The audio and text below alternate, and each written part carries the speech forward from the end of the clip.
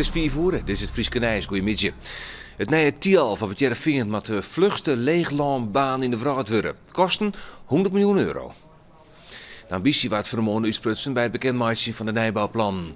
Het nieuwe Tialf komt hier aan de noordkant van het Heerenveenstadion te lezen. Gemeente en provincie binnen van doel 40 miljoen bij te dragen. De minister zo vregen we, om datzelfde te doen, nog eens 20 miljoen wat komen van bedrijven. In tijden van crisis is het heel goed om te investeren. Om dingen deel te zetten. En om te investeren in de toekomst van Nederland. En ik denk dat een Nijtialf investeren is in de toekomst van Nederland. We bouwen het nu, maar we willen er 20, 24, 30 jaar willen van hebben. De provincie neemt de regie in handen naar het gaat om de werindeling in Noord-Friesland. 12 gemeentes moeten omvormen worden naar 3 grutten. Haas, Frenscher, het Bild, Menamerdiel en Littensradiel met z'n 4 verder en krijgen het noordelijke steekje van Zuidwest-Friesland erbij. Verwetterdiel met Kolmelaan aansluiten bij Dongerdiel en Dantemdiel, die al fusieplannen hebben. Ljouwerdiel gaat naar Ljouwert en Titjerkstradiel en Acht-Karspelen met de Tijere verder. De provincie beziekt het zo de regie in handen te nemen. Dat jaar bij besturen en duidelijkheid is alleen nog maar beter. Daar kan mensen op reageren, daar kunnen ze wat van vinden, daar kunnen ze wat mee doen. En wij vinden dat wij als college een duidelijk standpunt innemen moeten. Een striehandel uit dan wordt het strieën dat mogelijk met feestziekten besmet is, verhandelen. De partij komt uit Turkije en is bij 100 adressen terug te komen. De Voedsel- en Warenautoriteit zal deze bedrijven 20 weken lang controleren, omdat via het strieën mogelijk feestziekten, zoals tongblier, oorbracht worden kunnen. De bedrijven gaan net op slot, maar ze worden wel streng controleerd. De handelaar hier nog net jaren strie uit Turkije kocht, maar hier dat nou wel dien omdat er hier te min aanbod van strieën wie.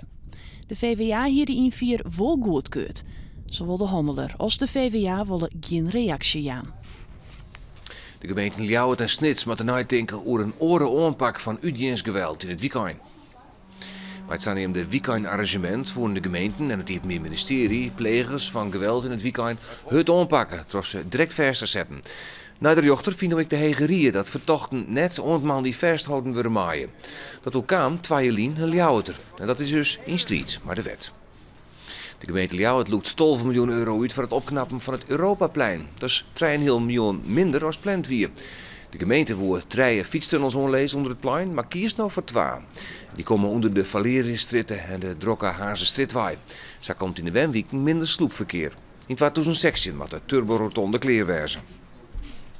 Wereldkampioene Marit Bouwmeester is in haar wemplak Watten het feestelijk inhellen. In Australië wie de Silster de beste in de laser radiaalklasse.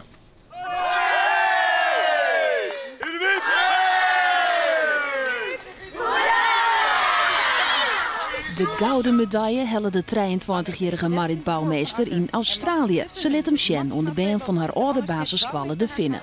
Ben je hartstikke een gag worden, of nee? Ja, ik moet zeggen, dat had ik net echt verwachten. Maar dat is superleuk, zo'n ontvangst. Je had net zo goed in de gaten als je aan het zien bent dat meestal ik zo mooi leven. Want het lijkt alsof je alleen eens bezig bent met je concurrenties in de wedstrijd. Montejong wordt de wereldkampioenen nog officieel huldigen. Ek is ze te gast in Boppenslag Café.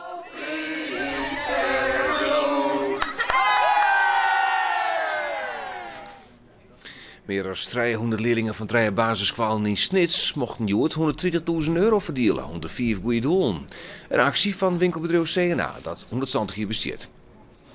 De schoolbank kon daarbij kiezen uit het Foppenfonds, Leergeld Sneek, SOS Kinderdorpen, de Ruud van Nistelrooy Academy en Gered Gereedschap. 20 euro de bal, 120.000 euro in totaal.